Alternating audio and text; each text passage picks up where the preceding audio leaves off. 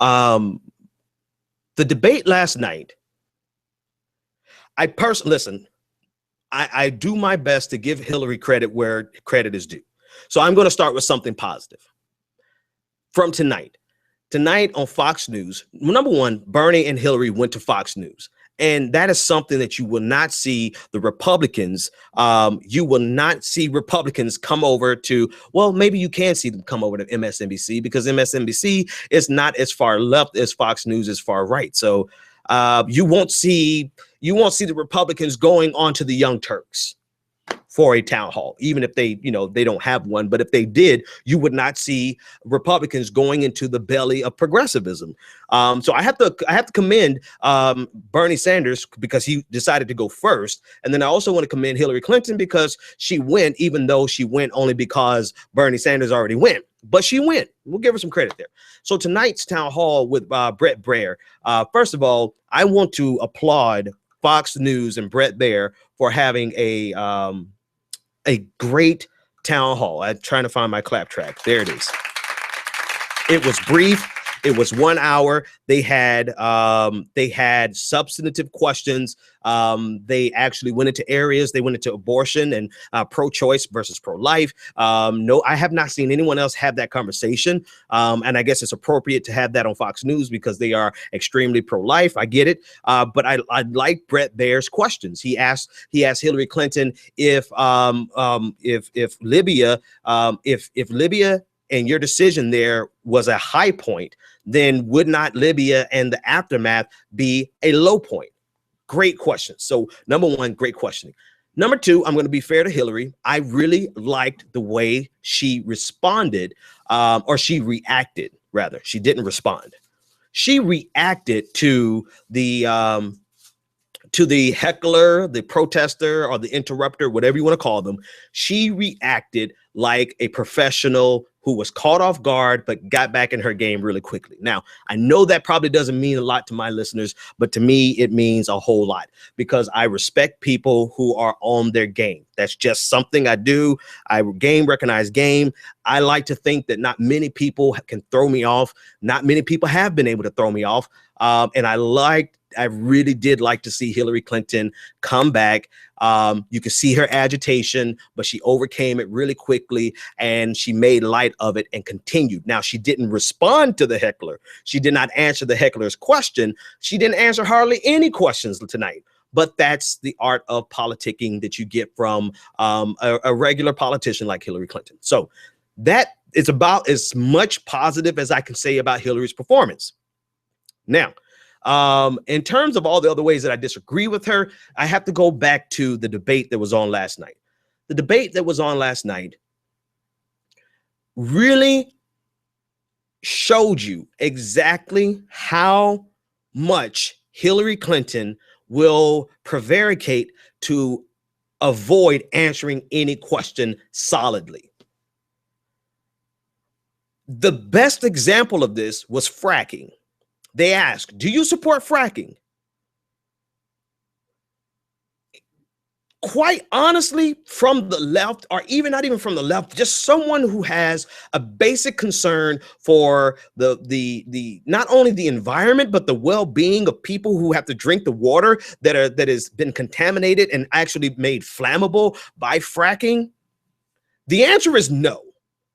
But instead of saying no, Hillary made all of these conditions, saying that if they meet this condition and they make that condition, and they make that condition, then she believes that it's pretty much going to be no.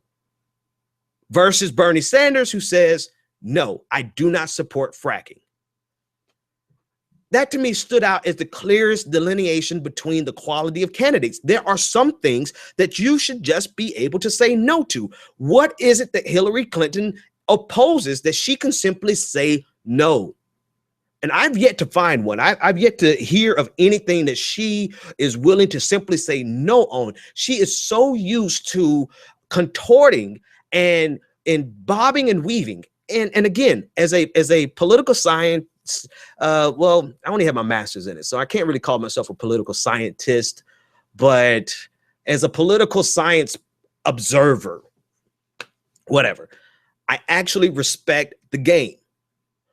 But What did Bernie Sanders say? We are so far away from being able to play these games in the state that America is in right now, that we really do need politicians who are not so interested in mastering the game of politics as they are being true to what they believe and fighting for what they believe. And all you saw last night was Hillary Clinton bobbing and weaving, deflecting the question, twisting the answers so that she can pin something on Bernie, but like the Wall Street and the auto bailout, right? She quite literally shifted from one, because she realizes that most Americans probably don't know the difference between the bailout and the stimulus, right? And so she shifted from one to the other seamlessly, as though no one is going to recognize it.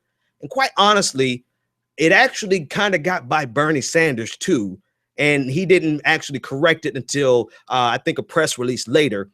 But she's so shifty, for lack of a better word. And again, as a politician, she's brilliant. But as a person that we can trust and feel as though they're going to do what's right by us based on what they're saying, the words that are coming out of their mouth, I don't see how anybody can look at last night and say that Hillary Clinton is an honest broker in this conversation. I just don't see it. Even tonight on Fox News, you know, she had more solid answers because it was much quicker and it was easier kind of format. But even tonight, she contorted her answer on abortion and a woman's right to choose. Whereas Bernie Sanders says it's none of my business. It's not the government's business. The government should not be involved. That's a decision between the woman and her doctor and her family, period.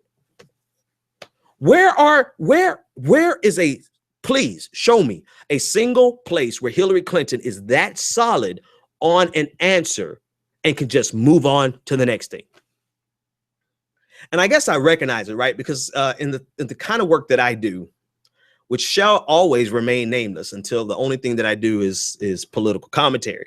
But in the current work that I do, you know, sometimes when you don't really know an answer, or you have to break bad news to people, you skirt around it and you give as much information as you can to try to soften the blow or to try to deflect from the fact that you may not know the answer, instead of just saying what now I've gotten old enough to just say, you know what? I don't know that one. I'm going to have to get back to you. Instead of just being honest about it and simply saying no, Hillary Clinton skirts around every single thing. There is not a single thing that she will land flat-footed and say, this is where I stand. That was the number one difference between the two candidates last night. That was the number one difference between the two candidates tonight. Now, the next thing that bothered me about the debate really was my prediction, unfortunately, my prediction being correct, that as soon as Bernie Sanders said, excuse me, let me finish. As soon as Bernie Sanders said that, I knew instantly that writers and journalists and commentators around the country jumped on their computer and start writing their drivel about Bernie Sanders being a sexist or being misogynist or being rude or being condescending. When in actuality, he was simply asserting his right to say what he had to say. I don't even remember what the conversation was about right at that point. All I remember was that he said, excuse me, let me finish, because Hillary Clinton was trying to break in every other sentence in that particular exchange.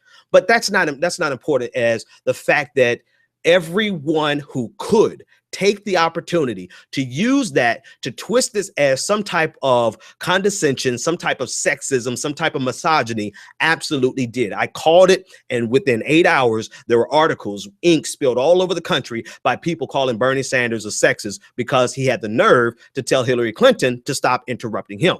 Now, there was Kristen, what is Kristen's last name? Well, she may not want me to say her last name on air, but there was a young woman on Twitter this morning who pointed out that Hillary Clinton did the same exact thing to Ashley Williams, the Black Lives Matter protester of several weeks ago, who interrupted her at the $500 a plate fundraiser. Hillary Clinton said, well, if you let me finish, you know, the exchange between Hillary Clinton and that protester was extremely condescending. You know, it was extremely, you know, if Hillary Clinton could turn and tell that young woman who was protesting and say, essentially, excuse me, let me finish, and she not be called condescending, and she not be called rude, and she not be considered a sexist. I guess it's not sexist if it's a woman against a woman, right?